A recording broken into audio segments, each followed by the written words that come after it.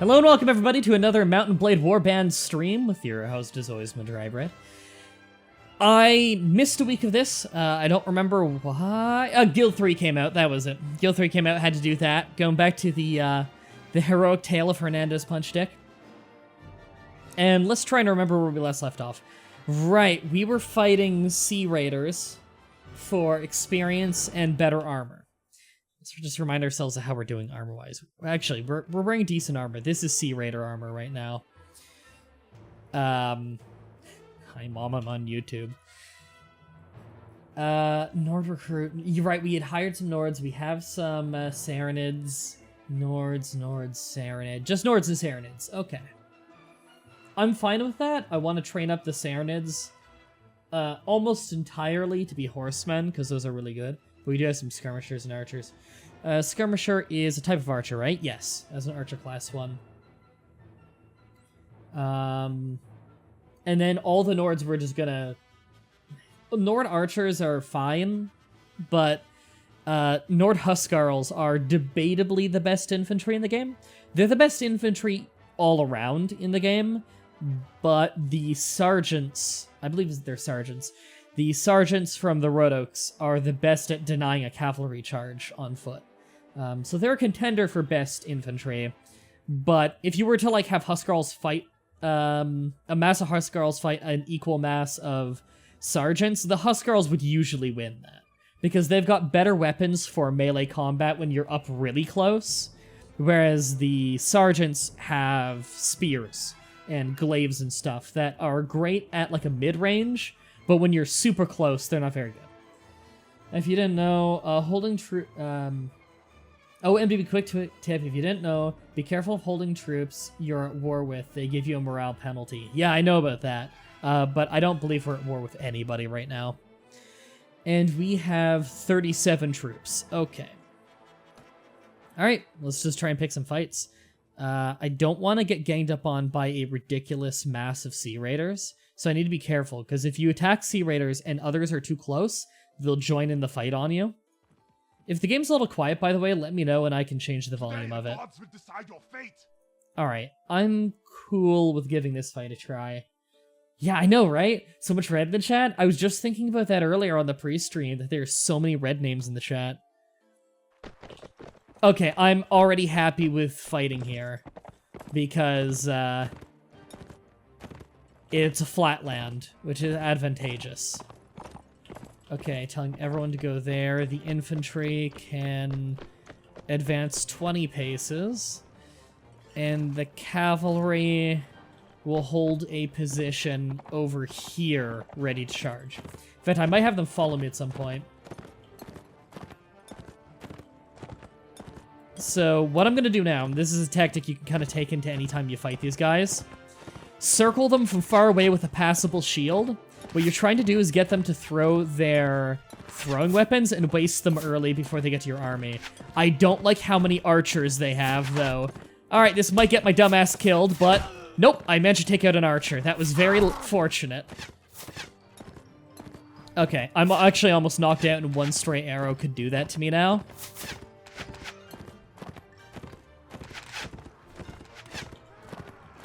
So, oh god, this sucks. I was hoping they wouldn't have so many archers. That's always unfortunate. And archers aren't going to do a whole lot. Unfortunately, Sea Raiders have decent shields. So archers are not going to do a whole ton.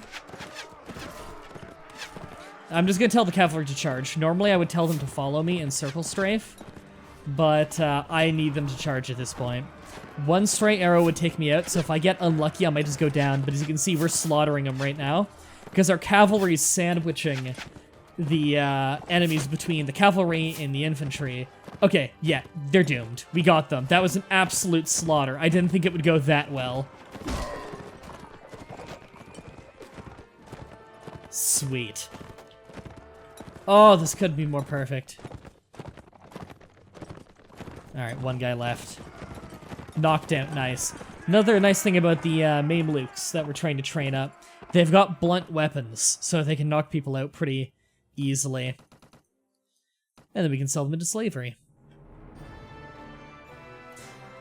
Alright, this is a better helmet than mine. Take that as well.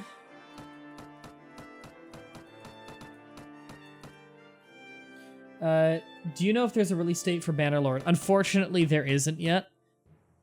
I'd love it if there was. But unfortunately, Bannerlord is actually just the Winnipeg of video games. People say it exists, but it doesn't actually. It's simply there to get your hopes up and then constantly crush it. Where once every few years, they'll just randomly release news about Bannerlord, it's a gameplay of Bannerlord, and you're like, wow, that looks amazing, I can't wait to play that. And then it disappears for so long that you forget about it, and then, like, you remember it, and then it tortures you forever, and then it goes away again, and then eventually, Bannerlord comes back into the news, and then vanishes again. And that's the origin of why I hate everybody. Let's upgrade our troops. Alright, I trained up a bunch of dudes. Nice, we have a slave driver now. So, the reason you want manhunters who became slave drivers and slave hunters is they are cheap on wages, they're pretty powerful, and they use blunt weaponry a lot, so they're good at knocking people out. You can only get them by rescuing them when they are hostages, but that's not uncommon. Hey, Ash. This is a great story. My story is just I hate everybody. I'm rich. It's payday, fellas. Thanks for the $1 donation there. Jamie says, this is my final dollar of the week. You earned it. Thanks, I appreciate it. Ash, if you want to do co-commentary, just let me know in the chat, and I'll jump in the Discord call. Ryan, you're Turkish, aren't you? This game's Turkish. It's the only Turkish game I know. Alright, I'm gonna sleep in here and let my people heal up, because I actually got really drilled by an arrow in that fight. And I'd rather not go into another fight knowing I could get taken out in one bad hit. Just as 2017 for Bannerlord. 2017. Ooh, there's not much left in 2017. So I assume the NDB is right. That it's Winnipeg. You could do that for a bit? Sweet. I'll jump in. Forgot about the payday showcase. Scared the shit out of you. Oh, yeah. Why did I say showcast? You said call out. Neither of those words are correct. I'm an idiot. What's the best faction? I wouldn't say there's a straight-up best faction. There are ones that are more well-rounded. There are ones that are better at certain things. Like, the Nords are best at sieging castles, for instance. It's just their shields and their ability to fight really, really well in super close range are really useful for sieging and defending castles. Whereas the worst for sieging and defending castles would be the Khanite, because they're entirely mounted archers. Well, they have some mounted, like, chargers, but mostly the archers. They had to dismount to siege a castle or defend a castle, so they are really not suited for that. What's the best infantry? Either the Rodok Sergeant or the Nord Huskarl. Those are the two main contenders. Alright, I mean, these are slightly better. Just trying to keep him safe. He stays back in the archer line. In fact, do I have any better throwing weapons to give you? I could give you... I don't think he has the power draw for this. Yeah. Damn. I could give him a sword so he doesn't have a club anymore. I think I'm happy with that. Rolf, you could use a helmet. And you don't have a shield, so I'm just gonna go ahead and give you one. Trying to make sure that everybody's reasonably equipped. Oh, actually, javelins. Sweet, he can equip that. There you go. Now he's got a ranged weapon for when people are closing in. You are a good character. I want to get him a horse at some point. I don't want to just give him this one, though. But he... Yes, he has enough power draw for that longbow. Awesome. And bent arrows, they suck, but it's something. And he'll have to be a foot archer for now. Yeah. I will put him on the archer group. He'll be a foot archer till we can get him a horse, then he'll probably follow me as a horse archer, is what he's best at. But he is an archer hero, which is rare, so that's what I have him as. Swati is the best peasant type? Debatably, the Khanite have the best peasants, because they're the only peasants who actually have proper armor on, and they also have a chance of spawning with a horse, which they're the only peasants who have an opportunity at having a horse in a fight.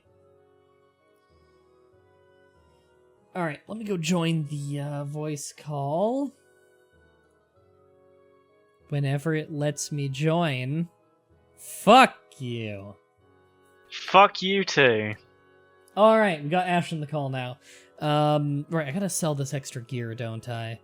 And I think what we want to do a lot this episode is just gather up good equipment by fighting Sea Raiders. We've never had a good stream of just doing that. And we need it. Because our level sucks, and our equipment sucks. Hold on, what level are we at? Yeah, we're only at level 13. I want to get a higher level. Although we are actually very renowned for this early in the game. Mostly because we're world famous for failing cattle quests. Alright, I'm gonna go fight those 6 Sea Raiders. I don't want them to get too close to the water, because I think if you get too close to water, it counts as a mountain range for some baffling reason. I'm just on the wiki so I can remember stuff about the game. Good! Alright, I'm gonna chase them Sounded down. very angry about that. Good, Yeah, how dare good. you! You'd better!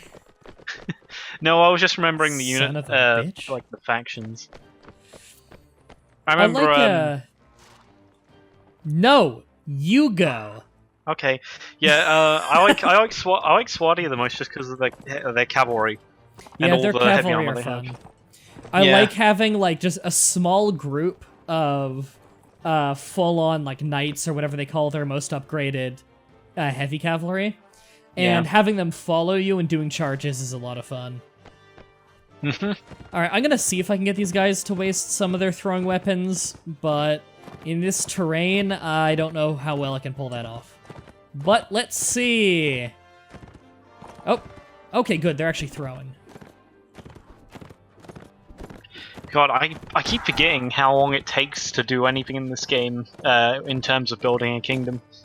Yeah, it is actually, like, there's a reason nobody ever finishes a full match of this game and wins, because, like, my god, you don't have the 200 hours to put into it, and then you'll put it down for a while, and you'll come back to it a few months later, and you want to start a new file. Yep, that's how it always goes. It's how I've never finished a full game of this.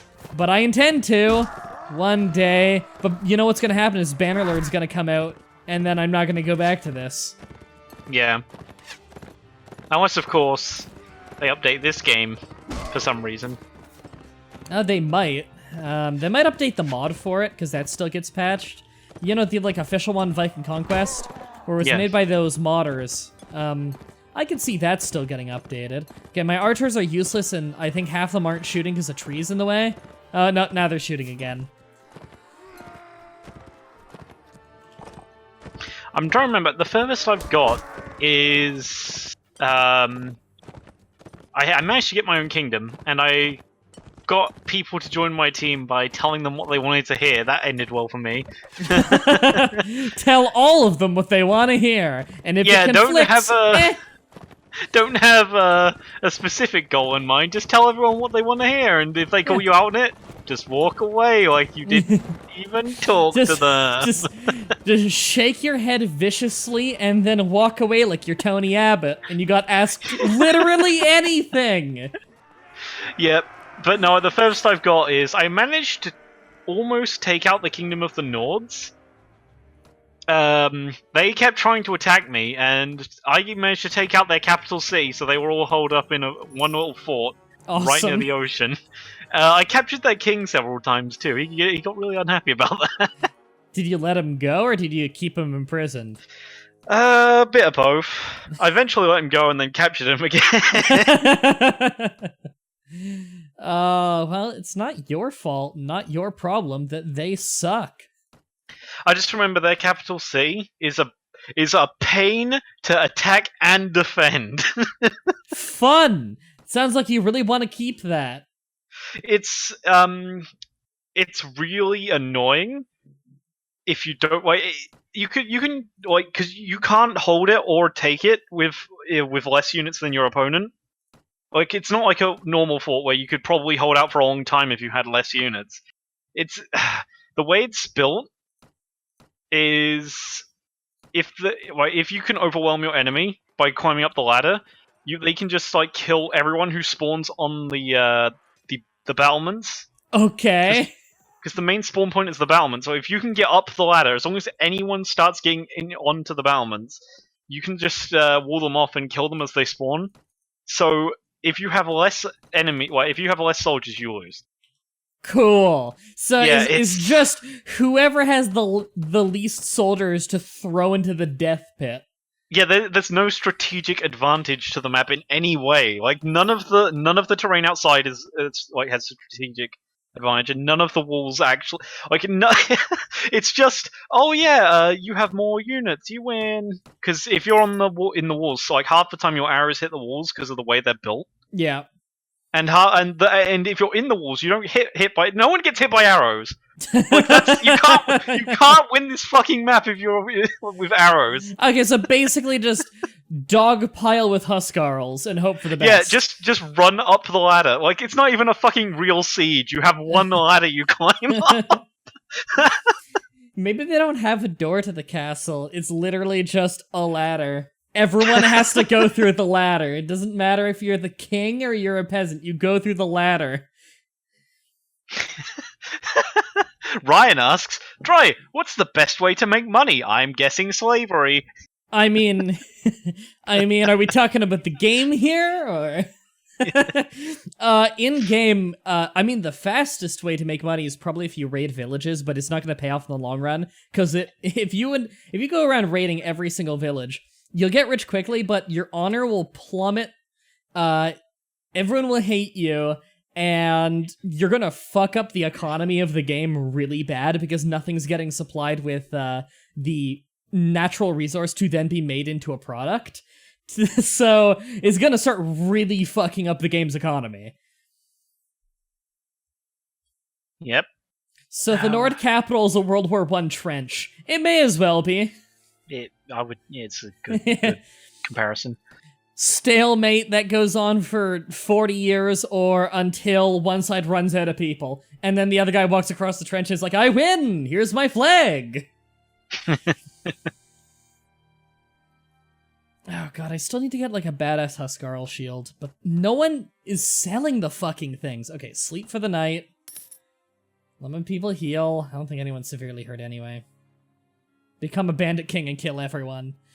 I wonder, I'd love to see a playthrough in which someone is basically just a bandit the whole time, and they end up winning the game as what is essentially a bandit. They just keep raiding places on their own for fun. I wonder, I bet you someone has a playthrough of doing that successfully, but that shit's not easy. Yeah, we should fight those deserters. Bandit is definitely a tough one. Yeah. Okay, I already don't like this place to spawn. Let's try and... Is that hill out of bounds? I hope not. I don't like starting on lowlands where there's a hill just in front of me, but far enough away that I couldn't position my troops up there. Because obviously you want to take the high ground, especially when you have archers. Okay, up there. Infantry forward 20 paces. Cavalry, come over here, and I will go waste their time. Oh wow, they're actually really far away. I think my dudes are going to get in position just fine.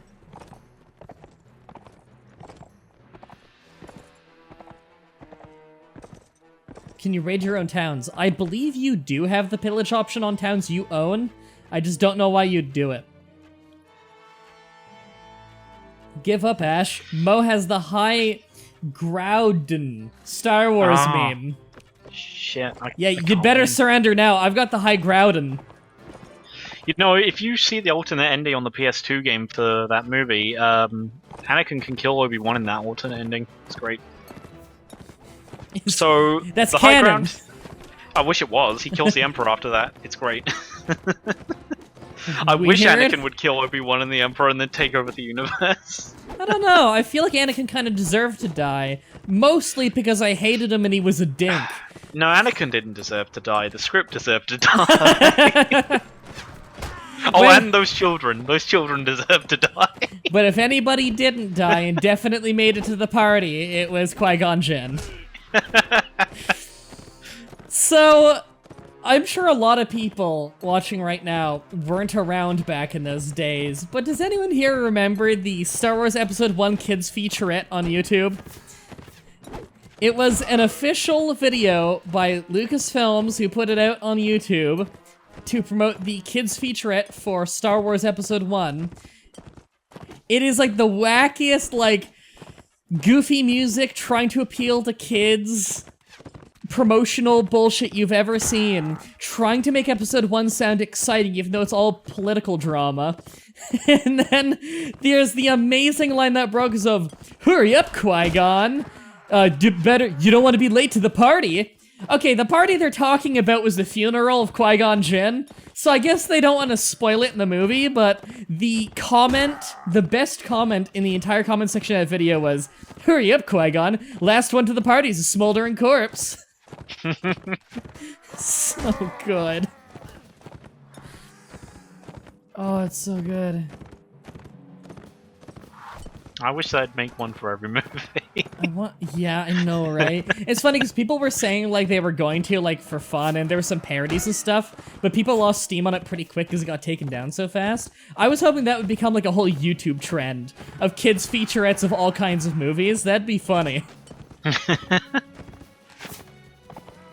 Kids featurette, The Shining. Kids featurette, a Serbian film. I want a kids featurette of Dolomite. That movie's fucking hilarious. Kids featurette of Texas Chainsaw Massacre. Oh my god. So many good kids featurettes. That'd be so popular. I know, right?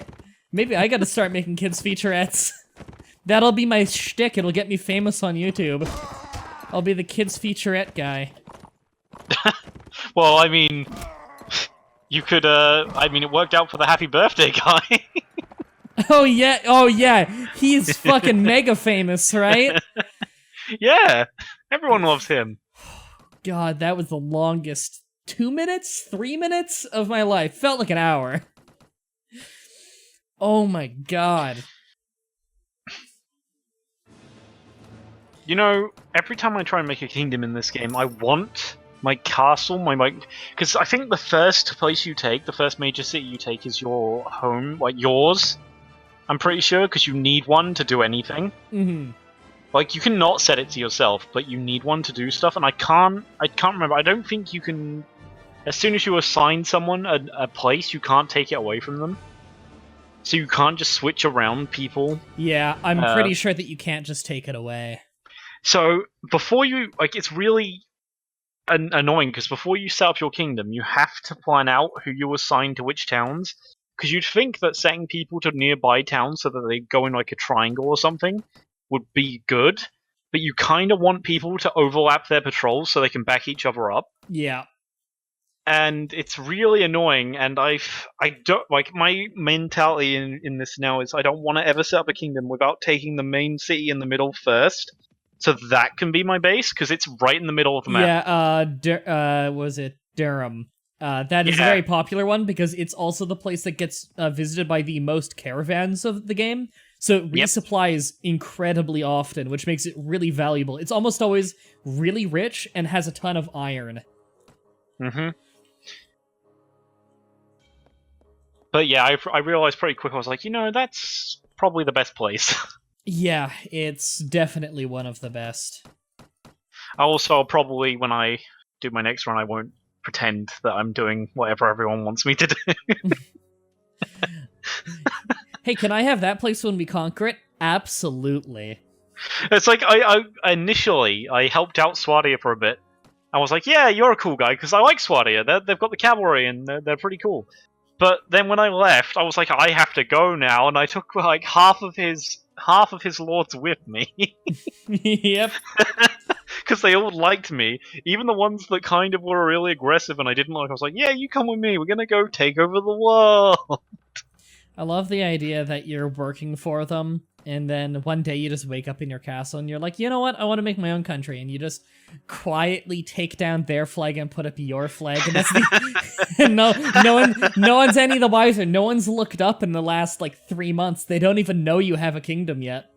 But yeah, it kind of went well. It was a bit all over the place, but I did take a lot of the map pretty quick. Not like I didn't get rid of anyone completely, but I took out the Nords almost entirely, and I was in the middle of the map, and the old king, like the king of Swadia, was kind of like, you know what? We're friends, but I hate you. You see, you actually called your country Swedia, and you've been calling it that the whole time, and they just think you've got some foreign accent.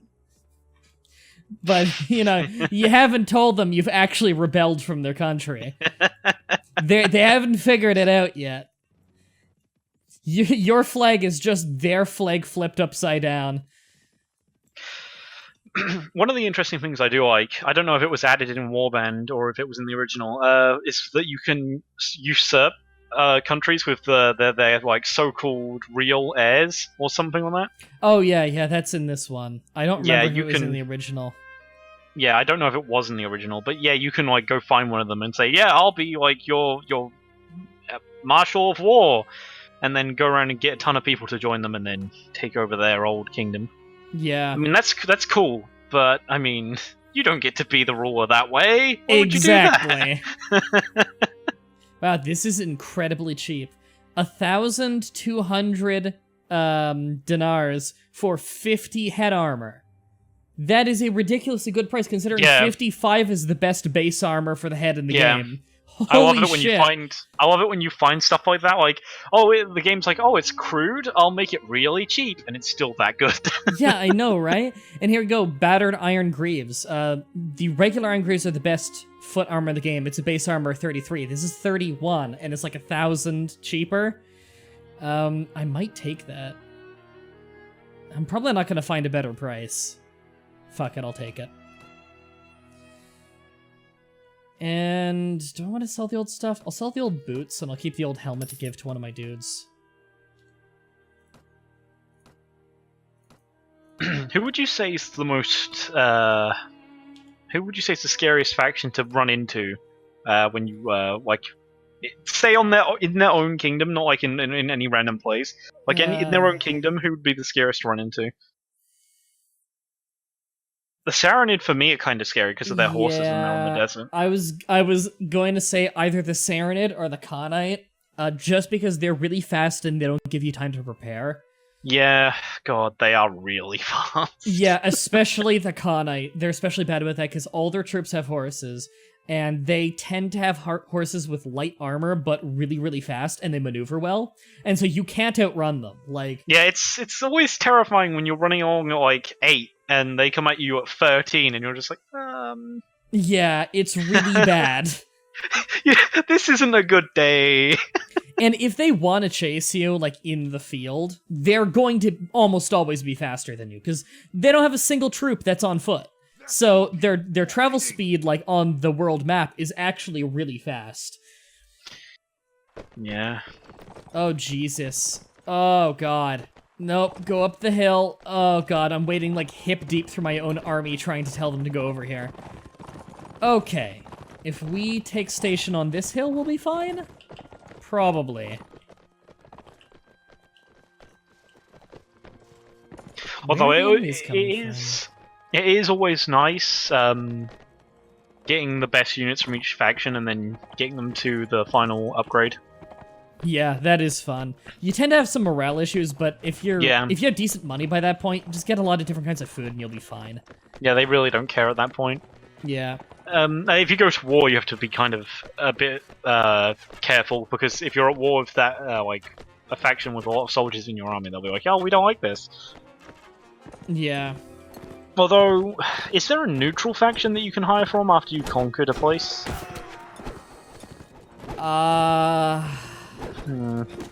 Well, I mean, you can still hire from the villages. Yeah, I know. Yeah, you can hire from villages. I didn't know if they ever... I think they still, like, send off recruits from that kingdom if they're conquered by you. It sends off recruits of whatever the native population is, not whoever conquered it. So it's hard set from the beginning. Like, if like, the Saranid conquered a Swadian village, the village would still give you Swadian recruits. See, my favorite strategy is I generally start with whatever units I can from the villages. Like Swati is mainly my thing because that's my default faction. Yeah, but I tend to go with them as well. I try to get as many farmers as possible from bandits. Because Why farmers? No, well, it's either farmers or townsmen, one of them. But they are neutral in allegiance, and you can promote them pretty high up. Really? Yeah, they have promotion trees. Wow, I don't think I ever tried that. Yes, I've done this, because they upgrade... Okay, farmers upgrade... You can only get them from prisoners, because bandits have to it's one of those, yeah. It's kind of like manhunters, they're good. You can upgrade them to watchmen, then you can upgrade them to either caravan guards or mercenary crossbowmen. I would say caravan guards, because... Oh, they're part of that upgrade tree? Yeah, then mercenary swordsmen. Fucking why?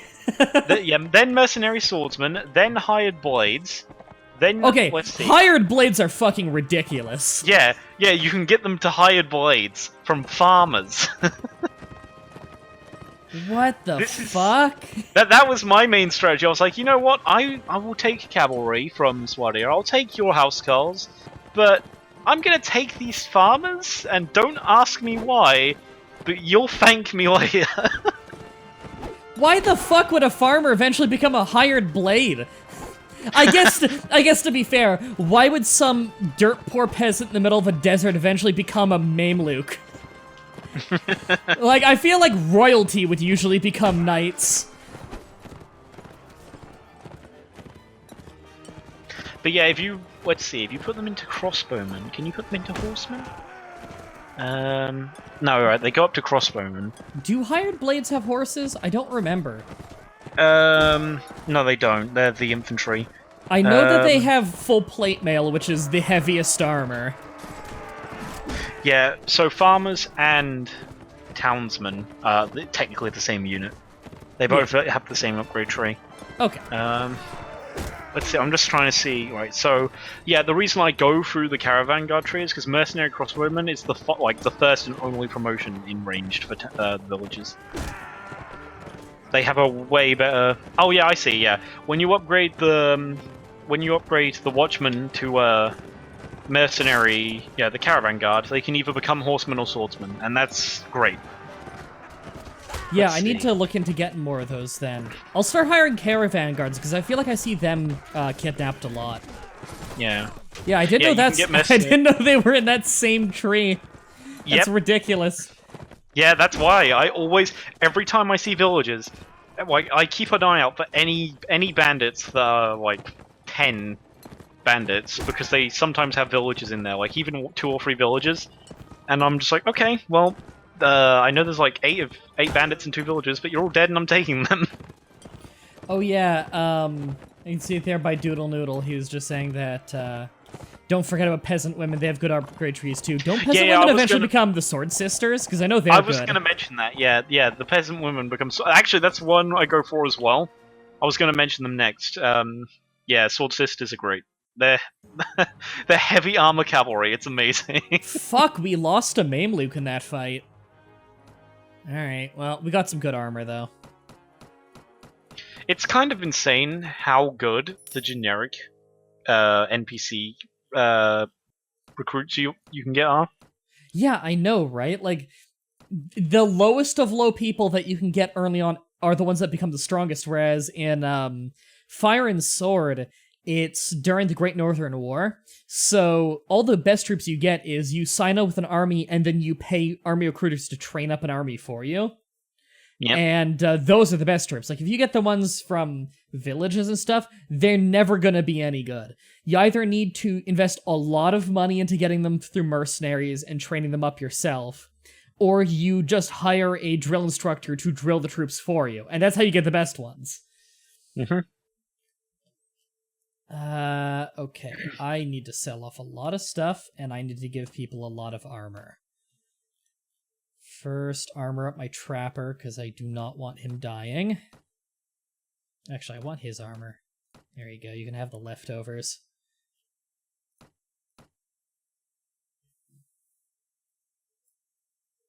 All-woman army. Actually, if you had an all-sword sister army, that'd be pretty badass. Yeah.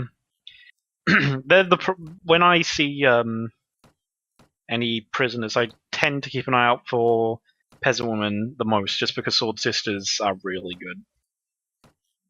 And really hard to get. Alright, Rolf, you can have armor, because you're actually really good in a fight. Rolf is probably the best NPC at straight combat, right?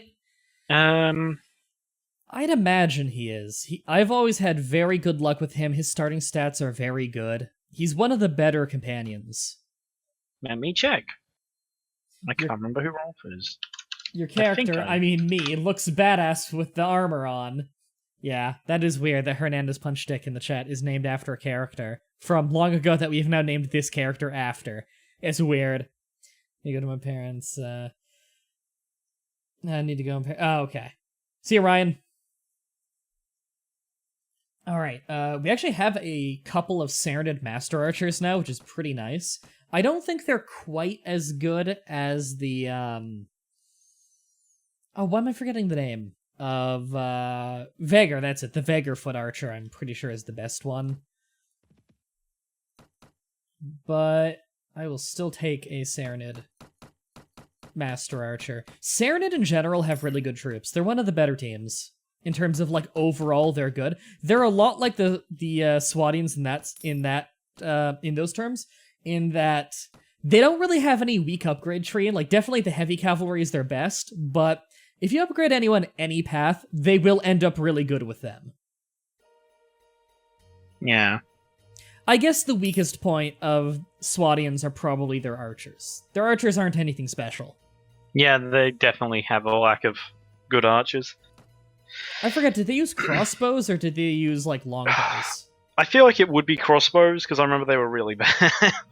Yeah, but the Rodoks, on the other hand, they use siege crossbows when fully upgraded, which is requires 10 strength crossbow that'll pierce plate mail. That shit's pretty badass. And the Rodok sharpshooters have something insane like 400 crossbow skill, so they'll actually hit people across the map with it. Yeah, you either go for siege crossbows or you go for horsemen with bows. Morgan says, I've been binging CK2 for 2 days. MBD's fault. 1, Mah-Dry-Bread is hilarious. 2, I apologize for nothing. Crusader Kings 2 is amazing. Alright, I'm gonna go fight Vagar veterans. Remind me, Vagar veterans, are those infantry or are those horsemen? I think they're their highest level infantry, which if so, I think they use, like, glaives and other polearms. Because I know Vagars don't use shields. They always have a two-handed axe. So they're really susceptible to archer fire, but they're cheap on maintenance cost. Also, I was looking at companions. Yeah, I forget there's like a chain of who hates who. So it's like a full circle of hatred, I guess. But yeah, each character hates the next person in the chain, so technically if you go every other character, you won't ever have a party of people who dislike each other. Yeah, we've got a decent amount of people so far. There's a Mountain Blade mod for Crusader Kings 2? I gotta look into that. Let's see. Which one was it? Vagar Veterans? Yeah, the veterans. Siphon, or Siphon? Yeah, Siphon, I guess is how you pronounce that. You can open a demon door and get a free house, so I guess marriage is good.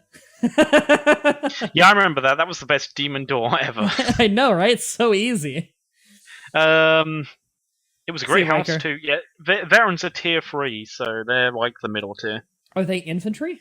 Yeah, they're infantry. Okay, yeah, I could fight them then. Because they're not even going to have shields. That demon door was that demon door was great because it was a house in another dimension. So I guess you were dead at the time. But yeah, you can get that house really early, and there's a weapon in the windmill that's a really strong hammer, and it's also a really good one. Like for the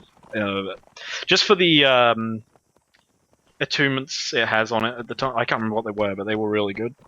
You saying dead at the time was really weird to me because I associate that term with the person in the chat called dead at the time. So I just totally forgot that's like an actual term that literally means things in English. And Wolf20KO said, was it Mah-Dry-Bread? Which I like just because it has dread in it, and that makes it sound cooler than my actual username.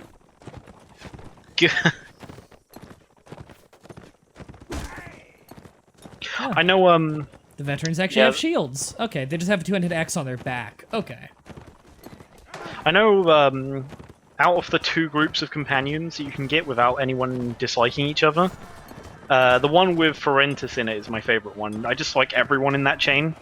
Yeah, I'm going the far left chain as the first one, since at some point I'm going to be getting a kingdom, then I can make all them lords because they're royalty, and then I can get the second chain of people.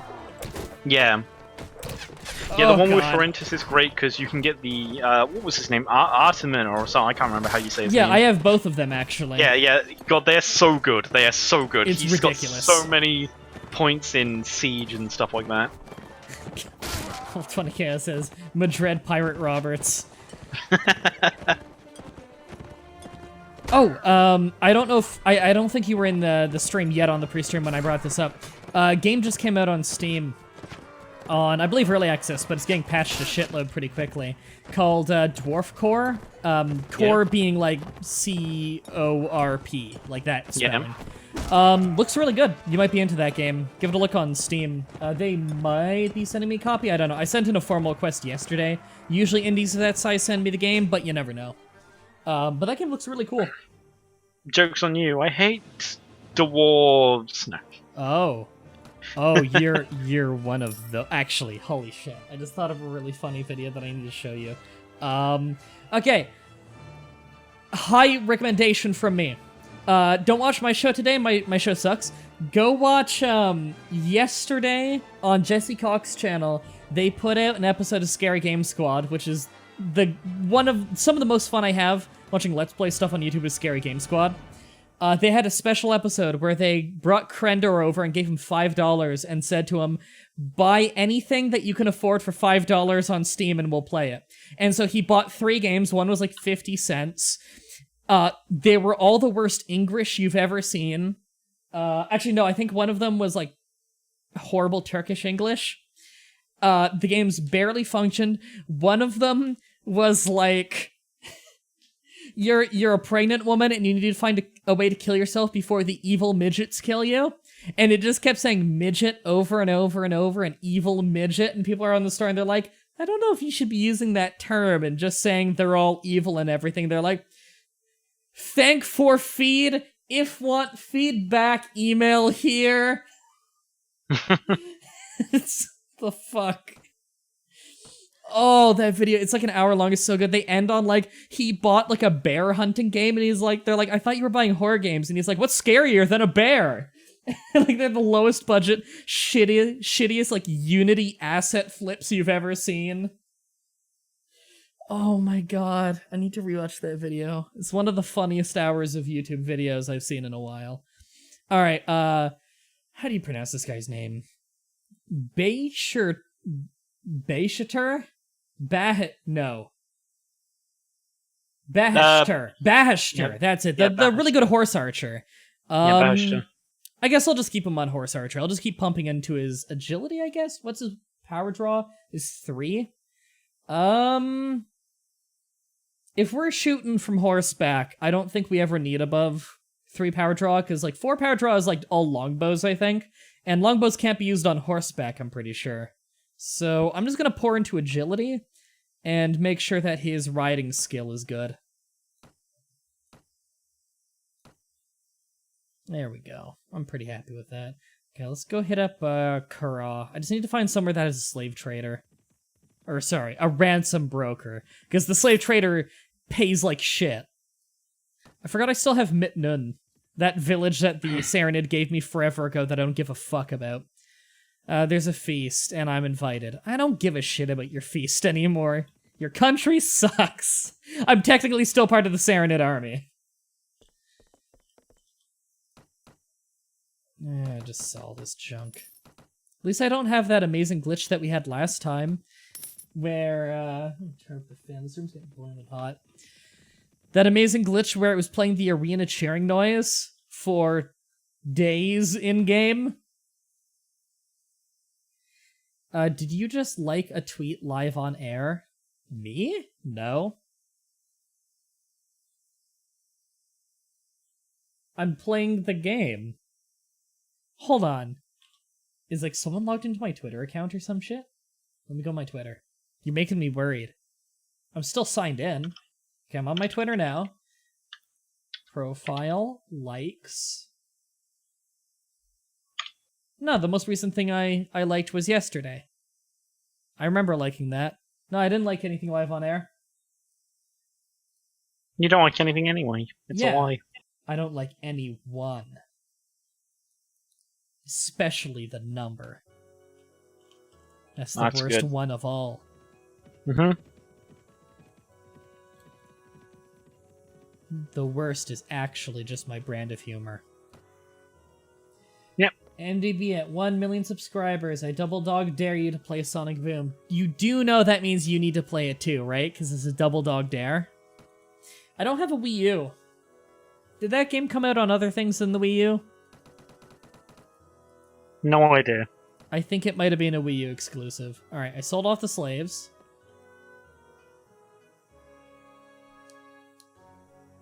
Twitter just told me that you'd like to tweet from Redacted. Oh, Twitter tells you shit out of sequence all the time. Yeah, Twitter just does that.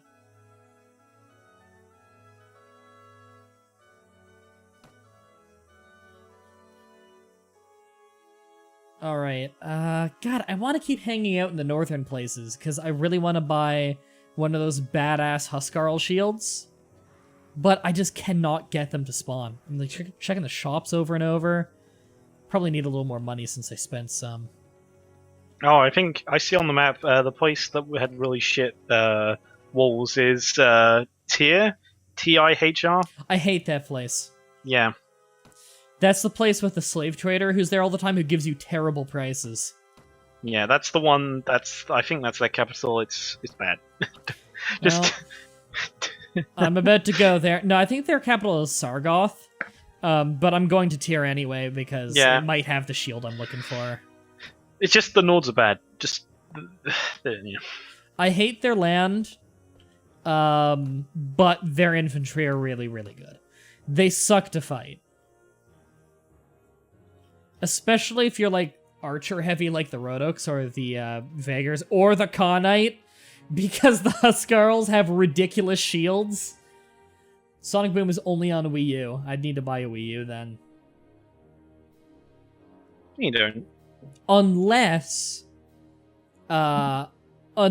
it emulates well, which I don't know if it does. I heard there's a good Wii U emulator. Actually, Ash, I just found an emulator for the PlayStation 3 earlier today. I didn't even know there was a decent one. So I cracked out my TNA Impact disc, the old TNA game, and I ripped it so I could play it on the emulator, because my PlayStation 3 is in storage. So I ripped it and I started playing it to see, like, how well does this emulator work? I can play the game 60 frames per second, even more stable than on a PlayStation 3, but the graphical bugs are insane. There's, like, weird flickering lights in our shadows, and everything's too bright, so it looks like we're in the middle of, like, a Seamus entrance spotlight at all times. And, like, everybody's, like, slightly jagged, because everything's upscaled better than it should be. And, like, the textures don't apply properly, but it plays great. And that game is already, like, a bit of a button mashy game. It's really fun, but it's not very good. Oh my god, we gotta see if Parsec works okay with that emulator, because if so, we gotta have a glitchy-ass session of TNA Impact. That game was not even properly made at the time. One of my favorite things is I was looking at the Dolphin emulator page for it, because it did have a Wii version, although the Wii version was like a horribly broken port of the PS2 version, in which you couldn't kick out of pins. Yeah, they didn't. It was so poorly tested, you couldn't kick out of pins. It was literally impossible. So if someone just attempted to pin on you, the match is over.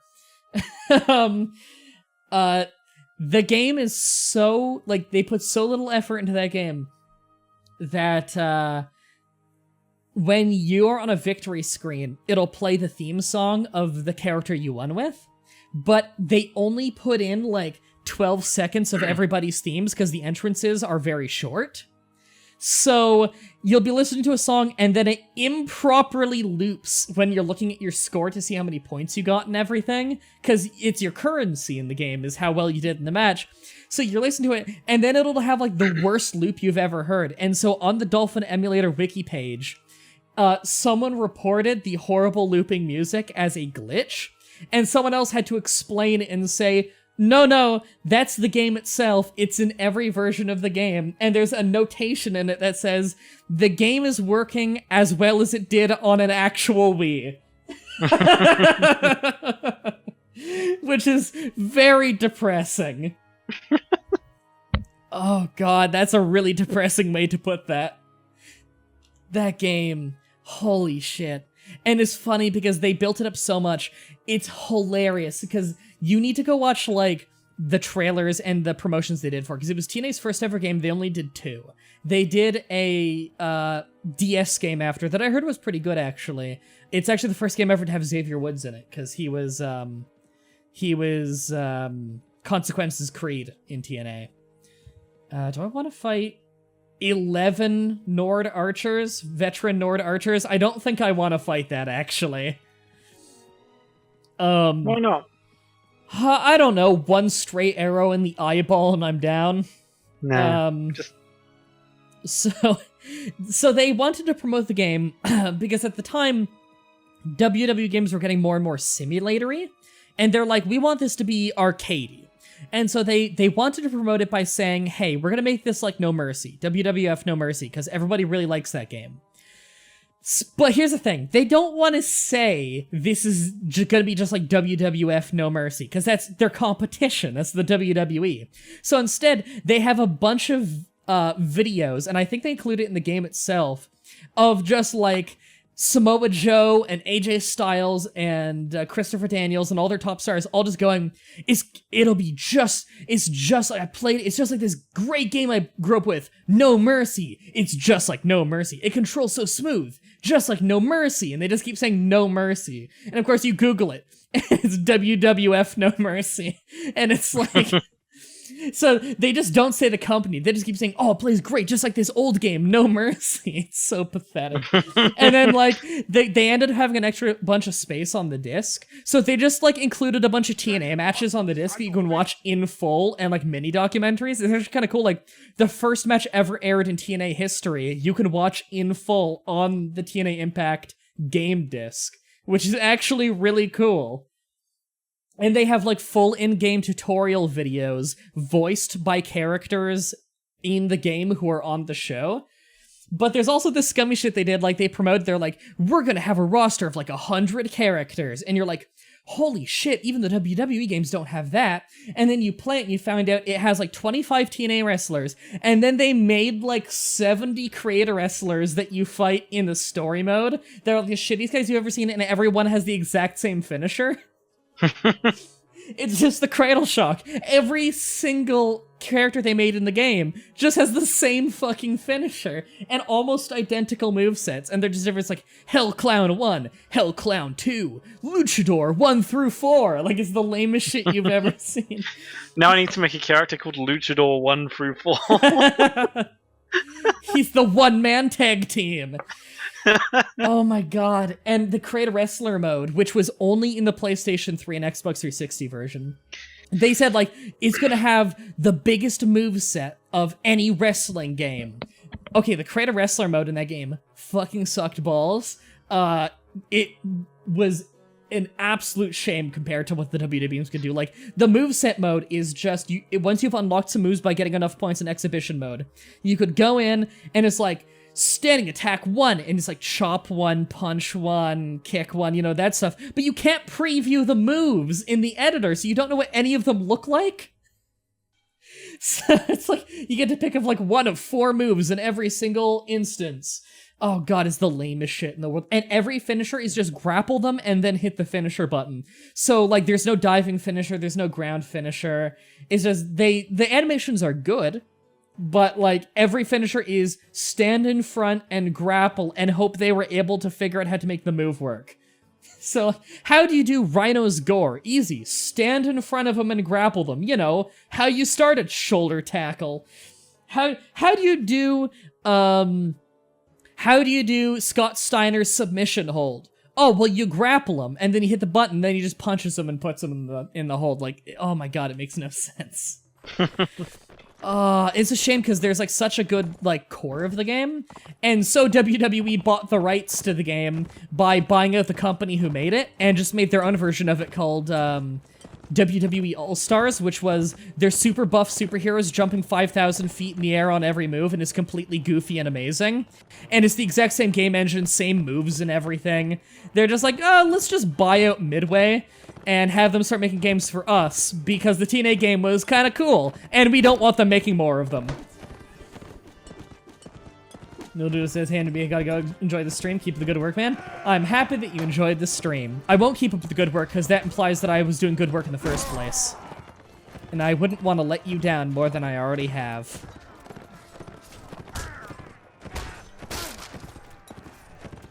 I like when you hit a guy's shield, and it makes the, like, wood-breaking noise, even though you can clearly see it just falls out of his hands.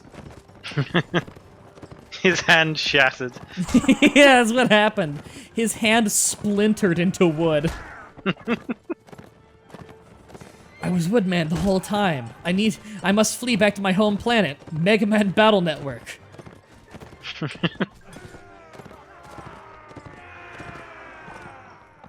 You know, I'm pretty sure that as long as you have a lance and a horse and a shield, you could probably solo at least 15 people.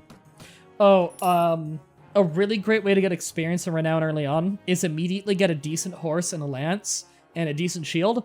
And I would go around soloing groups of 32 Sea Raiders just by circle strafing them. And you come out of that fight with like 4,000 experience, 120 renown, like it's ridiculous. See ya, Blood Queen. It's nice to see you back. Alright, I need to go run off and slave trade more. Although I don't think this place is refreshed yet, has it?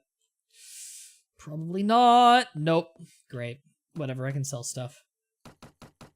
Can you? I can sell my soul. Lol, joke's on me, I didn't have one. Holy shit, thick plate mail. Oh, yeah, I can't afford that. 30,000 dinars. Fuck off. It's marginally better than my current armor. I'd rather just get regular-ass plate mail. It's not a party without a bard and a rogue. Love bards. And rogues. Mostly bards. Soldier died on his way back to his home planet. My planet needs me. Alright, I don't need to buy the plate boots. It's 2 more defense than my current ones. Gauntlets have the highest hand defense by default, which is 7. If memory serves. It might be 8, actually. Might be like scale gauntlets or something. Either way, it's 7 to 8 body armor is really not a big deal to me right now. It's not worth nearly 2,000 dinars to me. You can never let me down more than the people I went to high school with. I barely hear from most of the people I went to high school with. Every once in a while, usually like once every year and a half, I'll get an overly friendly message from someone who was a dick to me in high school, and they're just sucking up to me because, like, and I know that because about a message in, they're like, I found your YouTube channel! I'd love to be on it sometime, and it's like, you were an asshole to me in high school, and you just want to be friends now because I have a YouTube channel? Suck my dick. Oh, I hate people. A big fight going on over there. 5 Sea Raiders! Haha! 37 versus 5. This is a fair fight. Dwarf Barbarian. Oh man, that just makes me think of Divinity Original Sin 2. Ash, have you played that yet? Divinity Original Sin 2? No, not 2. Okay. I had the game for like 2 years because the whole first chapter of the game has been out for YouTubers for a long time, and I never got around to really playing it. I am now addicted to it. Holy shit, that's a good game. That's an awesome game. I really wish I had played the demo thing earlier. Now I got the full game, because the demo thing they sent out to YouTubers turned into the full thing. It is so fucking good. That's a damn good game. And now I want to go back and play Divine Divinity. I think that's in the same series, and that was sent to me a long time ago. I gotta get around to playing that too. See if that's as good. I played Divine Divinity. Yeah, how is that? That one is pretty decent. It's a bit interesting how the mechanics work, but I don't know how much you know about it, so I won't say a lot about it. But there's some really cool things you can do in that game. All right, I can give it a try. Yeah, it's pretty interesting. Like, it's kind of odd because the first little bit of the game is pretty standard. Yeah, because I remember I played like 10 minutes, and I'm like, maybe it gets good. I'll try it again later, and then I just never got around to it because I got so busy with other work. Because I know right at the very start in the tutorial, they're like, you've got to go hunt dragons or something. And then they train you to hunt dragons through whatever class you picked. I used to think there was a class system. But yeah, there's something that happens like 3 or 4 hours into the game that's really interesting. You find a hunting rifle and figure out that the game is not what it presented itself to be. Yeah, that's exactly it. It's quite the twist.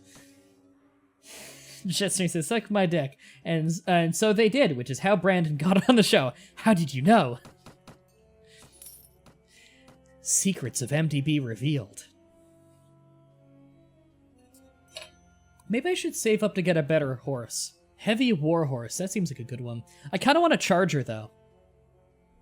Lame step charger. Wow, that's really dirt cheap. I mean, he is injured. He's a lot slower than my horse. The maneuvering is almost the same. The charge is double as good.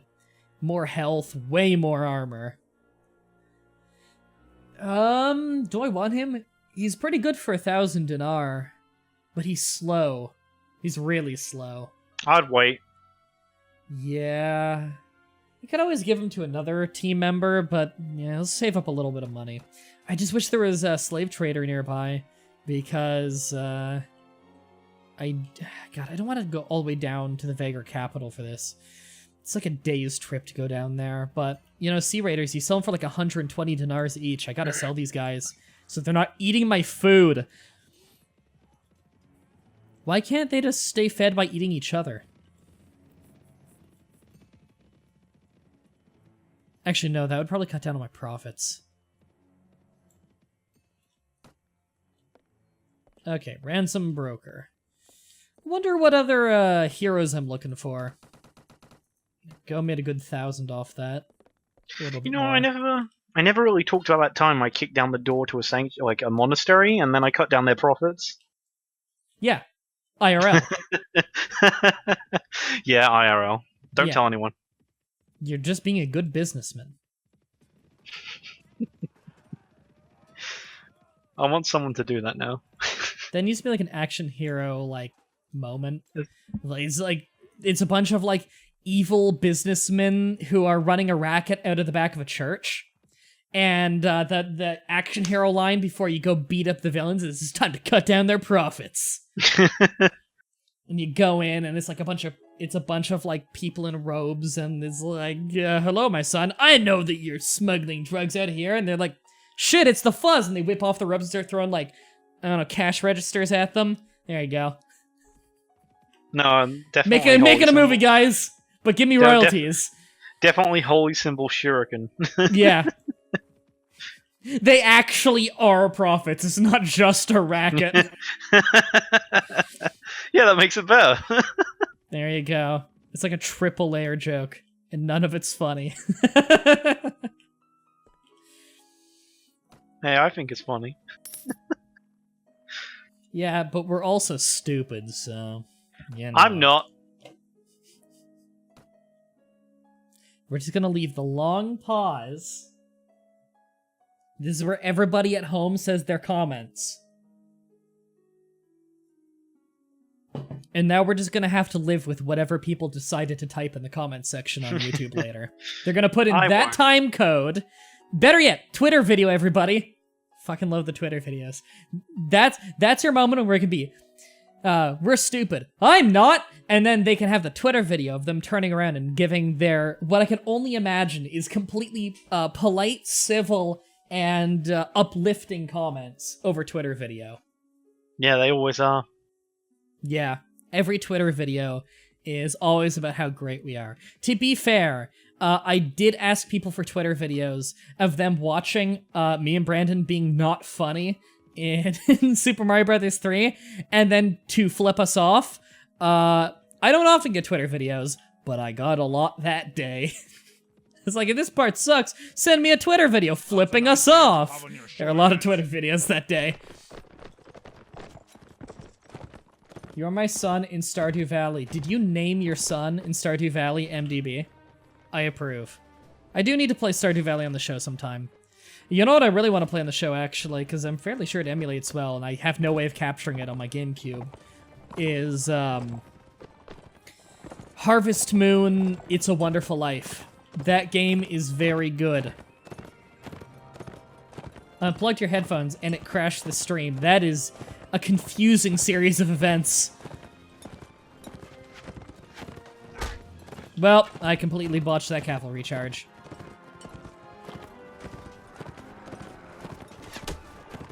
Well, that arrow snuck through and almost killed my horse. Don't you love it when an axe or something flies at your horse and it, like, clips his ear a little, so you just have a floating axe coming out of its ear? Yeah. I love that.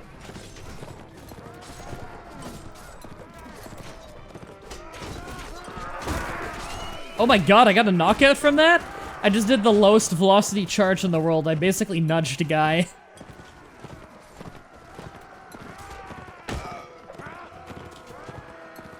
Oh god, we keep losing slave hunters. Wow, he parried that with his spear. That was impressive. See, what I normally like to do, I really hate losing people. So I always make it so that they run towards my archers for the longest time. And then I charge in with all my cavalry and they're just like, oh, wait. Wait, yeah. That wasn't a good idea? I tend to do that, but, I mostly don't want them advancing on my infantry right now, because I don't feel like my infantry line is good enough to survive the barrage of throwing weapons they're going to use. So I'd like to circle strike them a bit first to get them to waste their throwing weapons, because they're never going to hit you if you're riding fast enough around them. Although they always have like an archer or two sprinkled in, and they might actually hit you. Like, that's how they messed up my horse. Can you use TAD once a day or something? You can do 500 points a day on the phone version, and you can do 150 a day on the browser version. And if you combine both of them, you can do 5 a day. Yeah, exactly 5. I'm really good at math. So just trust me. Honor system. Would I lie to you? Oh, man, we knocked each other out in unison. Did you see that? Oh, I guess you will in a second. He threw an axe on my face as I hit him with my lance. What are the chances? Well, it hurt my morale, but there's no possible... Yeah, we won. I was gonna say, there's no possible way we could lose, though. There's like 2 of them left. And I still had pretty much my whole army, but I did actually have a few horsemen die there, so that sucks. Instant karma. You know, with your phone and you can't get past 150, you should be able to do 500 a day with it. You don't need to do it all in one go. Yes, you do. Yeah, you have to. Those are my rules. They're not the rules, but they're my rules. Alright, God, was it a helmet? Yeah, replace his helmet. Did anyone else have the not as good helmet? He did. And no one has no helmet. Okay, I can just... Oops, that's a misclick. You know what? Whatever. I'll have them sleep for the day. Get healed up. No one has no helmet, which means you better give a helmet to no one before they get an injury. Mm-hmm. Gotta protect nobody. No one. You gotta protect no one. Oh. You didn't hire nobody. But Ash, I hate one. Ah. I thought... One is a different... One is completely different from no one. That is They're true. 2 different people. I feel like this is a, Oh, what is wrong with me? This is an Abbott That's and his other Costello name. routine. This is an Abbott and Costello routine. This is Who's on First all over again. Oh, I love Who's on First. That has to be the best stand-up skit I've ever seen. Alright, we gotta ride south again and get to Rivendell to sell these slaves. I know it's not the most eventful stream, everybody, but at least you're seeing a lot of combat. But you kind of need these leveling up parts early on. Especially considering our country's not at war, so we're not seeing any action there.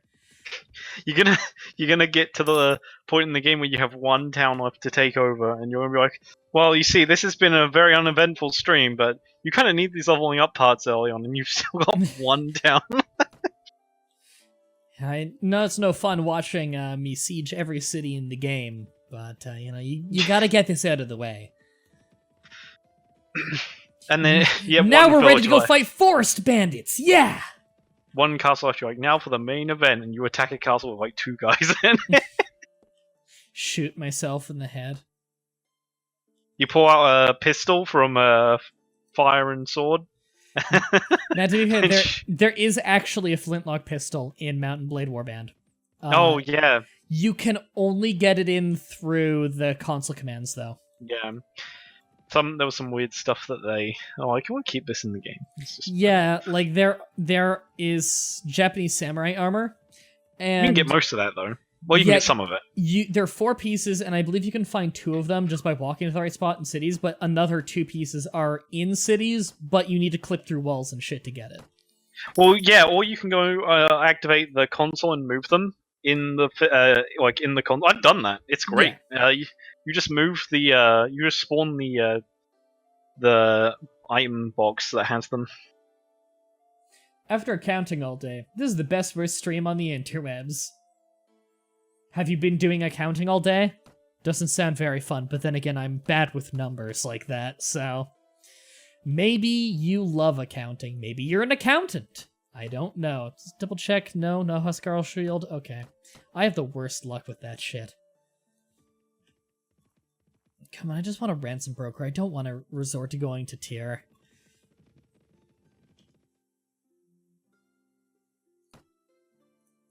That Fairntis or Firentis or whatever the fuck, he leveled up. What do I have him?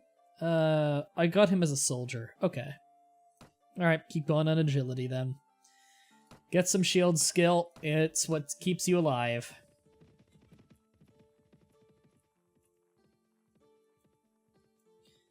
I need to make a soldier entirely out of shields. He'll never die. Water Minstrel, Swordsman, oh, Bunduk. Yeah, I don't need him. He clashes with my dudes. Heavy round shield, are you fucking kidding me? Wow, I don't remember it being this hard to find that really good shield. I think it's called like Huskarl shield. You know, the really big round one? Yeah. I want one of those. Those are so good. I'd like to get 2 of them. Because then I have one on my back and then one on my hand, and it pretty much makes you immune to arrows if your shield skill's high enough. Because shield skill increases the radius of your shields as well as the durability, and it just becomes ridiculous by a point. Oh no, MDB discovered I do accounting. Time to flee! Who knows, maybe I'll have to get you to help me with accounting one day. Just 1 counting, though. Yeah. Mostly because I don't like one, and so you've got to handle one for me. Yeah. How did this become a thing? No one likes one, Yeah. but we still like no one, even though we don't like one. Yeah. This is the only one who likes one, though. Yeah. The only no one who likes one, if you will. To be clear, one doesn't like himself. No one likes one. Yeah. No. But we don't like one. Yeah. Finally, a fucking ransom broker. There we go. Anyone else in here? Belligerent drunk. Let's get easy money. Stab a drunk man. I like how he's so drunk that he gives you like a 10-second head start on stabbing him. There we go. And I'll just sell the sword. I don't want it. You're in luck. I have a buy one, get two free sale on accounting. Hear that? If I hire her services on accounting, she also gives you an accounting. I would like a double-sized satchel of accounting, please.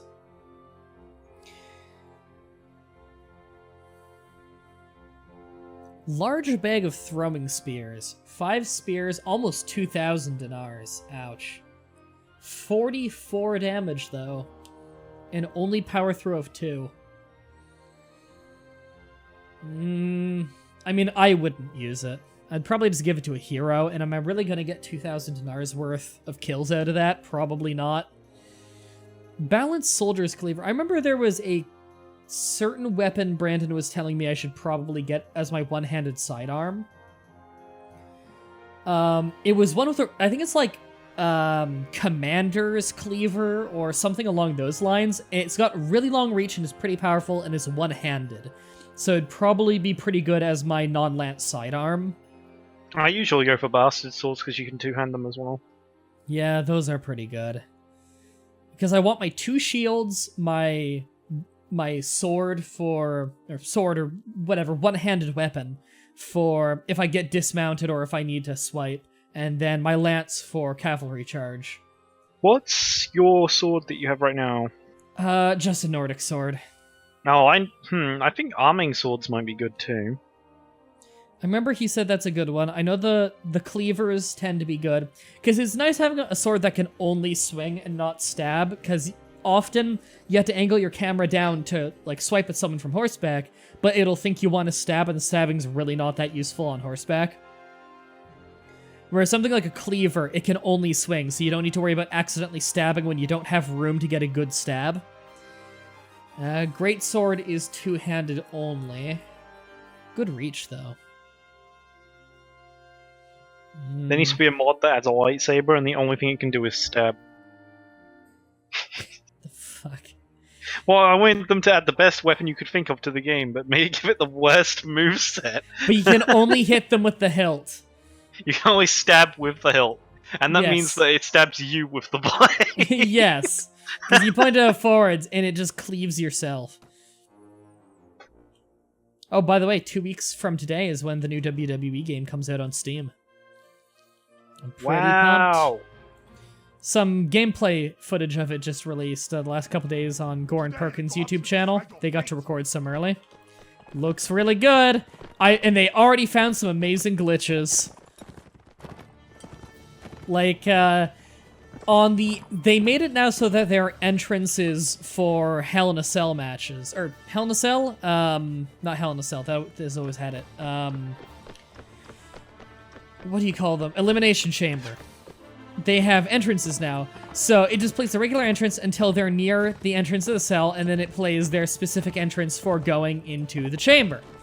However, they already found one that was glitched out and unfinished. They played as Rhino, who runs to the ring, but they gave him a championship, so there's a championship-specific entrance where they walk in, and they come to the steps, and they take over the championship, and they hand it to the ref. So it ran him up to the cell, and then the game doesn't know how to transition it, so it rapidly flicks between about 3 cameras in the span of 3 frames, and then all of a sudden he's walking and taking his title off. So it kind of looks like somebody just fell over across, like, the the TriCaster and hit every camera at once. And then all of a sudden, we have flipped to another dimension in which Rhino was simply walking. Also, about a minute into that match, AI AJ Styles is fighting a dude, and then for whatever reason, he targets a guy who's still in his pod, and just starts walking into the turnbuckle for probably 10 full seconds until a dude punches him in the back of the head, and he turns around and targets him. Oh, sweet. Farmer, Peasant Woman, and Manhunter. Sweet. You need to hire them. Except the Yeah. Manhunters, don't hire them. I hired the Manhunter. Fuck you. You can't tell me what to do. Oh, no. Yeah, you got 4 peasant women. That's really good. You're not my real mom. You probably just want to make sure that they get training XP, because they'll die if they don't. You're my fake mom. That's how you need to say you're not my real dad or you're not my real mom from now on. Acknowledge that they are, in fact, your mother or your father, but they're the fake one. You're my doppelganger mom. You're nothing but a changeling. I'm on to you. You rip your face off. You got me! I want more surgery skill? No, I probably want first aid. Having your hero know a bit of first aid is really useful, because it means that after every fight, you automatically heal your heroes. So if you have like 7 levels of first aid, I think it is, then your heroes after a fight, even if they get knocked out, they'll automatically be healthy enough that their skills are contributing to the rest of the team. Alright, sleep for a little while, or at least rest in the town. Let's sell this junk so it's not weighing us down. That's another thing that this game never teaches you, and I'm not sure why it doesn't. Did you know that having a lot of stuff in your inventory actually does slow you down on the world map? Yeah. Yeah, and if you have horses in your inventory, it takes off some of the weight. Mm-hmm. That's so weird. Like, I don't know why they wouldn't inform you of that in the game. I think people on the wiki just found out by trial and error. Yeah, it's having more items, more troops that don't have horses, and, you know, bikes and all that. So I know that's why having like a Khanite army tends to make you move really fast on the world map, because there's just no foot troops. I can only imagine the Sarans just have horses in their inventories, and if they need food, they just eat a horse. I wish they would just eat the horse. Instead, the fucking Saranid army told me to go get them goddamn cattle, and I got kidnapped. Because they're like, bring cattle to my army, and I'm like, fine, I accept the quest, I bring cattle, their army ran away, so I spend a week trying to find them, trying to herd this fucking stupid cattle around, and then I get kidnapped by the enemy army, because they wanted me to escort this cattle into the enemy's country. Fucking worst.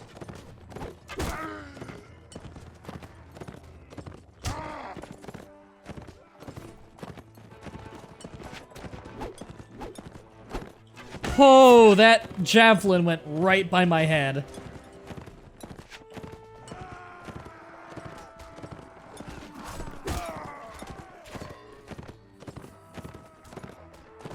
Ultimate D&D cheat, use the villager rail cannon to shoot the black arrow. I'm sorry. Arrow! I don't get your crazy references. It's a black hole arrow. I'd pay to see that gameplay. Wait. What was that in reference to? I've already forgotten what I said right before that, so I don't know if that's what that's in reference to. Fuck.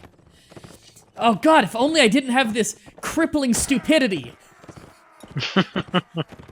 It's like, that's my damn this dyslexia moment. Damn this dyslexia. It's my favorite bit of shitty acting from Tom Cruise when he was doing that speech about how great Scientology is. Talking about how he can't be a pilot because he's dyslexic, but Scientology fixed him. Dumb as shit. Oh my god. Traveler. Damn, I was hoping it was a belligerent drunk to kill. Wait, caravan guards. Do I want to hire them? Are you cheap? 6 dudes total for just under 1,000 dinars. Fuck that. I can get that cheaper.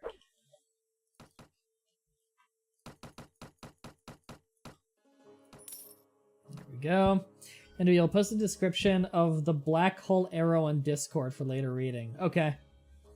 Don't forget the villager rail cannon. I don't know. I don't understand you. Oh, the cows. Yeah, Morgan, that's all uploaded on my YouTube channel.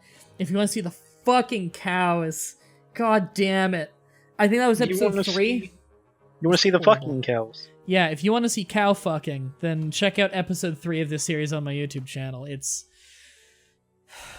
was awful, and Joe's just ripping on me the whole time.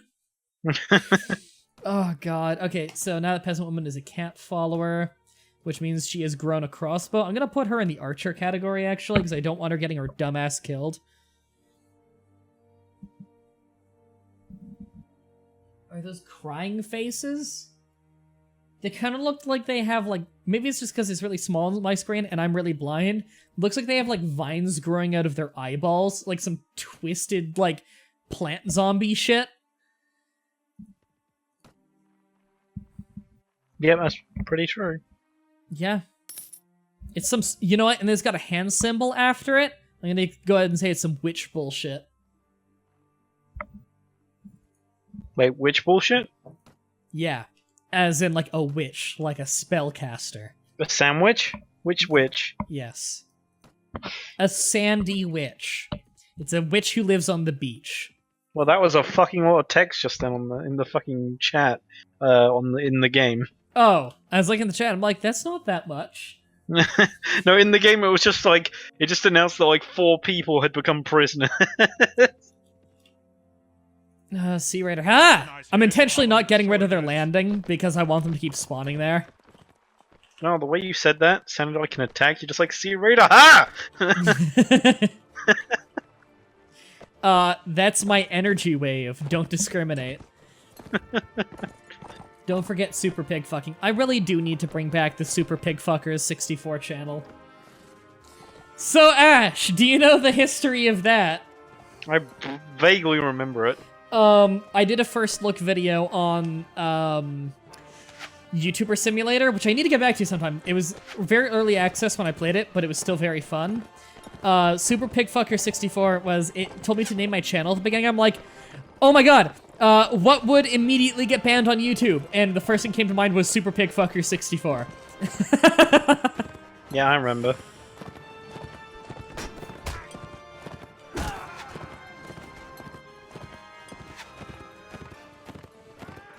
God.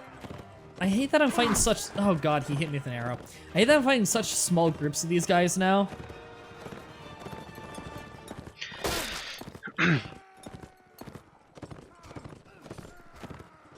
You know what? I'm just gonna pull back and let my archers do a bit more. I wish my archers had higher ground. Anakin. Did Mandy pay 71 cookies for you to voice act in the cow porn? I didn't need to pay her for that. We all know that turkey is her game.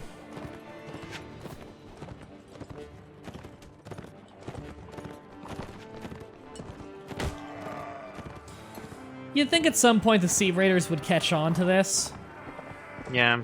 Like, you'd think someone would escape and get back to camp and say, like, look, there's this guy and his horde of douchebags who just run in a circle, hitting us with blunt lances and selling us into slavery. He's been doing it for like a month now. Maybe don't fight them. Maybe we should start going out in bigger groups. Wow, these peasant women level up fast. All 3 camp followers are now already huntresses. Alright, I will make them also archers, and then they become camp defenders. As opposed to campy defenders, which just act very camp. Well, defending, just in general. So I've been playing a bit of the Divinity Original Sin 2 multiplayer with Brandon. Its multiplayer is really good. Mm-hmm. Annoyingly enough, though, it has a local multiplayer, but it has 0 keyboard support for local multiplayer. You have to play all with controllers to do that, even on PC, because you had to pick to use your controller at the very start when you boot up the game, because the entire UI is obviously different for that. And the UI is actually very good. Like, they did a really good job of being able to play a game like that on PC, because that's fucking hard. That intricate of an RPG, like a tactical RPG on console. But because of that, there are no keyboard controls applicable for that, so you need to have 2 controllers plugged in to be able to play it locally, which is kind of lame, but the online works great. There's actually a lot of really cool features with it, like, in the online, not only can you have different people, like, come in from your own personal save file, but you can split up the groups and do fights at different parts of the game at different times. You don't need to, like, be together all the time. People treat you both differently because you're different people. And you can actually have your characters talk to each other in-game and pick the dialogue options for it. And it will change, like, how they behave together. Like, it's really in-depth and cool. That's pretty awesome. Yeah, they really went hardcore on making it, like, a really fleshed out experience. It's fun. They went hardcore with the super pig fucking. Yeah. Way more than is legal. That is to say, some level of pig fucking is legal. Which is to say, pigs are legally allowed to fuck pigs. Here we go. Balanced Serenade aiming sword. Swing is 31. Mine is 28. That's not a big difference. Wait, did you just say aiming sword? Arming sword. I'm illiterate. Oh, here we go. War cleaver. Okay, never mind. I was gonna say good reach, really great damage, two-handed. Fuck.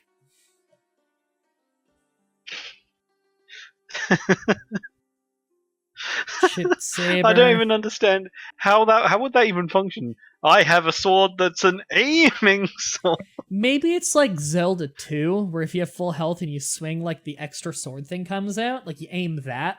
That's the aiming part of the sword. I don't know.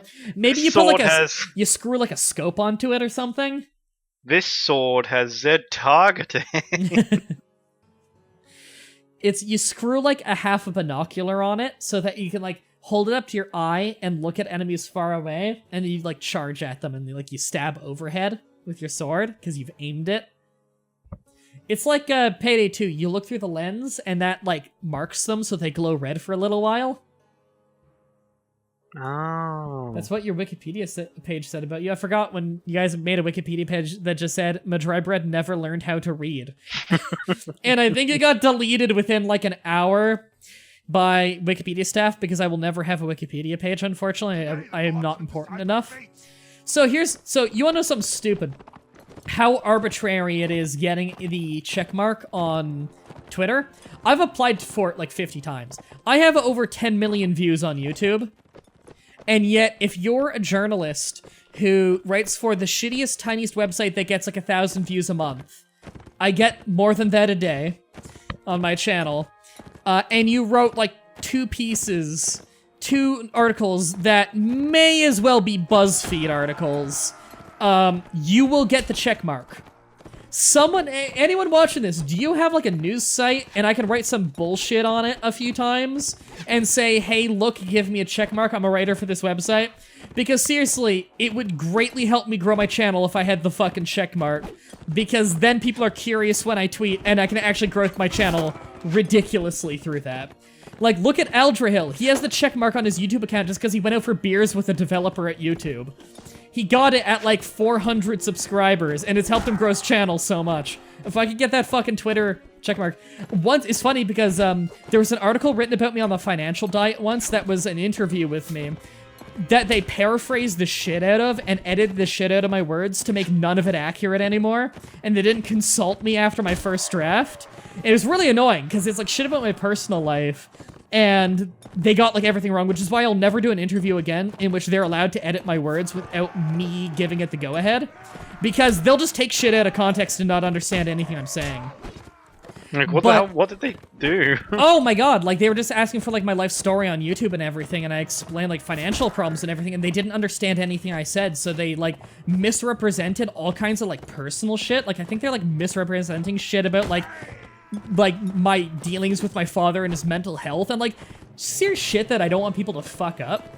But for whatever reason, the lady, and I know who it is, she didn't put her name on it as writing the article. She put Madrot Stowe, which is my name, so it looks like I fucking said it. Which pissed me off. On the upside, it looks like I was a writer for The Financial Diet, which is a respected website. However, because I only had one article on it, I did once apply for the checkmark. After they rejected like twice on my YouTube channel, I applied once and just said, I'm also a writer for The Financial Diet, and I linked the article. And unfortunately, I still got turned down because it was just one article. Oh, God. I thought for sure that was gonna get me the checkmark, because I know people on The Financial Diet who write for it who have like 400 followers, and they have the checkmark.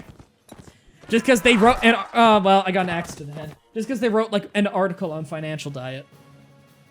So if anyone out there, you got a website I can do writing for? Fucking let me do some writing for it. There's a Bustle article, yeah. How the whole system works, a pro YouTuber now. Is that the one where they pretended to be, where they wrote it and they titled it as if it was me? Because there are a few articles like that, like Bustle and Financial Diet both did articles on me. They both did articles that are basically just saying everything I said and how YouTubers get paid and then linking it at the bottom, which I'm not complaining about because I actually got a lot of views from that. And then one of them I contacted, actually I contacted both, but one of them did a follow-up article where they just wanted my life story. Was this all about the checkmarks? The Twitter checkmark, the verified checkmark, they say it's to prove who you are. In reality, it's just a mark of approval. They'll take it off of people they don't like. It's awful. But if you have it, it means that no matter what, when you tweet at somebody, they get notified. Even if you just follow them, they'll get notified. And so you get prioritized in their algorithm, and it's way easier for people to find you, and they'll want to follow you because they're curious as to why you have a checkmark. And it greatly helps you with your social presence. So getting the checkmark really helps you grow your channel. You just wait. The day you get your checkmark, you're gonna change your handle to Super Pig Fucker 60. Yep. But to get it as a YouTuber, you need to be super fucking famous. Like people like Total Biscuit and them. They got it after many, many years when they had like 100,000 followers and they weren't even informed why. They just randomly got it one day. No one knows how, no one knows why. They don't even know how or why. It's really, really arbitrary. On YouTube now, it used to be know a developer, or get lucky, or like all kinds of things like that. Or if you have 10,000 or more subscribers, you could tell your network to ask for the checkmark and they'll just do it. But they wouldn't tell networks that they could do that, so they wouldn't know. No, I don't want to set them to only blunt weapons. Fuck. Well, fuck, I just need them charged now. I'm an idiot. But now it's just have 10,000 or more subscribers, so I'm basically fucked on getting that check mark for a long-ass time. Which is a shame, because that would also help you grow your channel a lot. Just comment on a lot of videos on YouTube and have the check mark, and it's a guarantee that people are going to check out your channel because they see a channel with a check mark, so they're like, oh, he's a big deal, and they'll check out what you do. And that's a really great way of growing your channel, is just comment on popular videos, and people will see the check mark, and they'll give your channel a chance.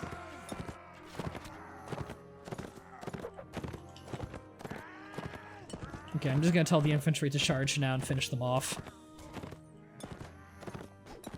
Because I don't want to get hit and go down. Great, some of the cavalry have no blunt weapons, so they're just not charging. Fuck, I fucked that up. Whatever, we're winning anyway. If you spent 15 minutes looking for a site with those requirements, I found one to come before you mentioned that. Wait, what? I don't know what you're referring to, Smash Gunner. I'm very confused. No, Smash Gunner just said they found you through a comment before you got anything like a, check on. Before I was ever the marginal amount of popular that I am now. Probably. Because I think Smash Gunner, through, I found you really early. The original, yes, you did. The original playthrough of Super Sentai Setsu. He found me through a comment I left saying, like, some guy did something wrong in a playthrough, I think. And it's funny, because going back on it and looking at the comment, I'm like, wow, I was a douchebag that day. I don't know why I left that really mean comment on someone else's playthrough. I don't even remember doing that. Bad mood that day? I don't know. I intentionally don't leave mean comments now. I think it's douchey. I don't even respond to mean comments unless they're flat out wrong about something. Then I will usually politely educate them entirely, because then they'll just fucking give out about it. But onlookers can at least read that and they'll have accurate information, so something good comes out of it. Okay, so I can upgrade a Watchman into either a Caravan Guard or a Mercenary Crossbowman. I'm guessing Caravan Guard is the one that leads to Hired Blade? Yeah. Okay. Here, I'll go get it so you can read it out loud. Yeah, go find that comment. I'm curious as to what douchey thing I said. I don't even remember. Crossbowman leads to disappointment. To be fair, how old would I have been when I left that comment? Like 18? Probably, like 8. Like 18 or 19, so... Months. Yeah, 18 or 19 months old. I remember when I first tried out making videos, it was Shadow of the Colossus, and I was like, okay, so let me go check out other people who have made Shadow of the Colossus videos. And I remember I didn't comment on any of them, but they were all the worst. To be fair, back in those days of YouTube, the average Let's Play quality was just horrific. Like, I've watched those videos, I'm like, okay, the audio, like, even before you did, like, talked about all the stuff you can do to make your videos better, I was just like, okay, the audio on this is so bad, and their voices are just the worst for talking. And nobody would profile their white noise, even though it's so goddamn easy and it's free to do. Yep. Oh my god, it was abysmal. It was a dark time for YouTube. You ever gone over and looked at Let's Plays on Dailymotion? It's still like 2007 YouTube. It's incredible. See, the early days of YouTube, not even really that early, like 2010, like, that's like 4 years of YouTube at that point. But even then, if you went and looked at, if you were going to make a video of a video game series, if you went and looked up comparisons of other people's work, it would be a great confidence boost. Yeah. Hey, everybody out there who Let's Plays, but you don't think your Let's Plays are very good? You want a confidence boost? Go to 2017 Dailymotion and look at the Let's Plays.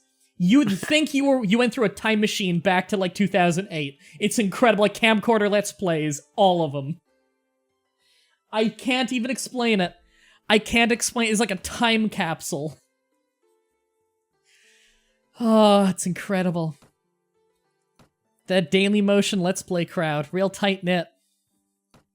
They're all Dark Side Phil clones. Oh. Actually, you know what?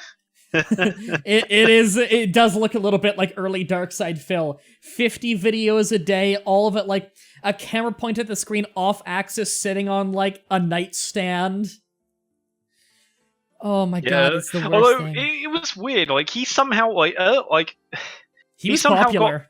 He got good enough at having a camera pointed at the screen, though, that it didn't look too terrible. You'd only, like, at the later days when he got better at it, you'd only notice it, and mind you, YouTube quality was a little lower back then. You'd probably notice it now if it was in, like, 1080p, but you'd only really notice it if the screen went black for a loading screen and came back, because then the auto-adjust of the brightness on the camera would fuck up.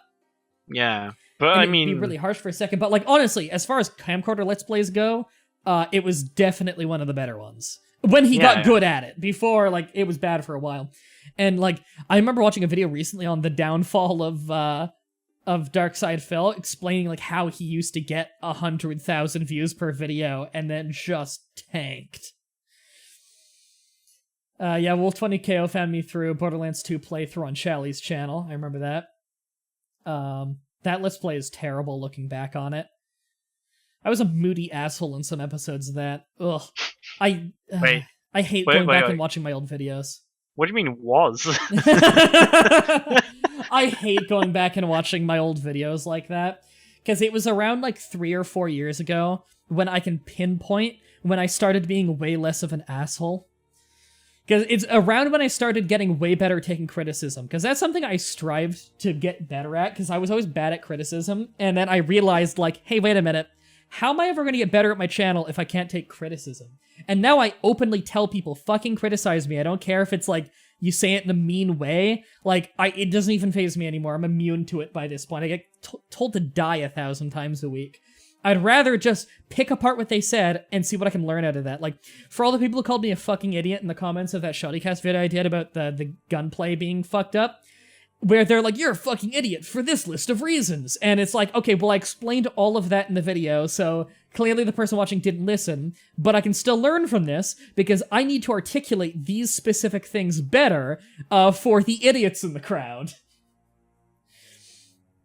So something can be learned, even from the guy who says, lol, a faggot.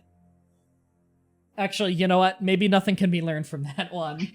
Maybe that's the one type of comment that there's really not a whole lot to deep dive into. Well, I mean, you could be. Did you ever think about it? You know what?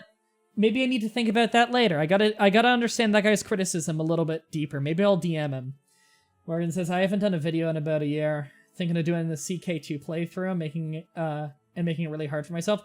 Well, if you need any advice on like how to get the whole Let's Play thing going, I don't know if you have any experience with how to do that stuff. I got a video on my channel called How I Do What I Do Let's Play that shows you all the way from the starting of my recording all the way to the end of editing it. But if you also have any specific questions at all, just direct message me on Discord or Twitter or something. And I'm fine with sitting down with you and walking through all that stuff. That offer extends to anybody watching this, by the way. I try my absolute best to help people get started on YouTube. Obviously there are some limits, like I don't have infinite amount of free time, but I'll try my best to help you out, and obviously the information's all free. I'm not gonna charge you for shit that you could just find if you deep dove enough on YouTube. I don't want you to have to waste your time sifting through bad tutorial after bad tutorial, though. I'd rather just teach it myself. How I do Mountain Dew Let's Play. Powder the player. EA Mountain Dew. It's in the game. I had to say EA, it's in the game, is like my second favorite on douchey catchphrases, just behind GameStop. Powder the players. Does the same guy do the voice for both of those? Because it fucking sounds like it. It's that same, like, probably slightly elitist football player douche. Alright.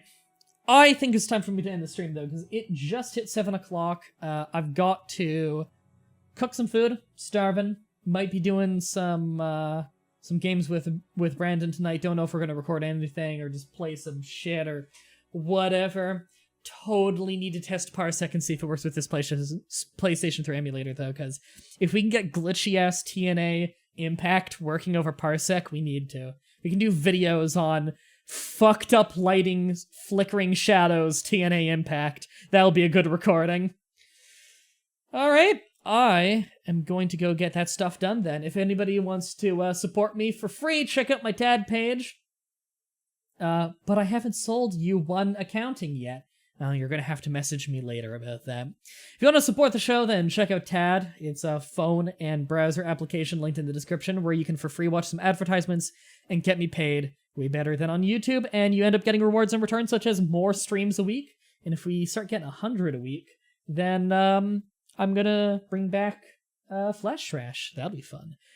Thank you everybody for watching, and until next time, have a nice day. Bye.